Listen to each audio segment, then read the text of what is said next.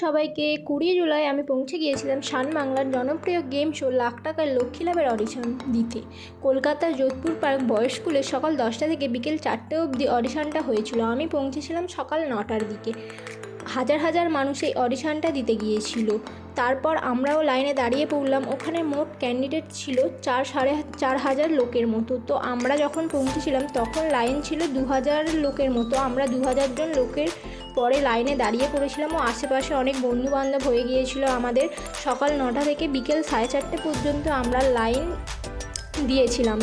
তারপর অনেক বাধা বিপত্তি পার করে, কেন বলছি, মাঝে মাঝে বিশাল সিন ক্রিয়েট হচ্ছিলো, খুব ঝামেলা হচ্ছিলো এই অডিশনটা দেওয়ার জন্য, অনেক ঝামেলা ক্রিয়েট হয়েছে। তারপরে আমরা যা হোক করে অডিশনটা দিতে ভিতরে ঢুকে গিয়েছিলাম। প্রথমেই আমাদের দিয়ে দিয়েছিল একটা ফর্ম। সেই ফর্মটা নিয়ে আমরা অন্য একটা ঘরে গিয়ে ফর্ম ফিল আপ করলাম।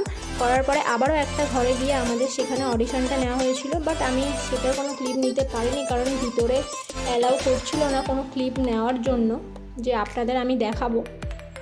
বেসিক কিছু প্রশ্ন করা হয়েছিল। তারপর আমরা ওখান থেকে বাড়ির দিকে রওনা দিয়েছিলাম। জানি না এই গেম শোটাতে পার্টিসিপেট করতে পারবো কি না বা ওনারা আমাদেরকে ডাকবে কি না।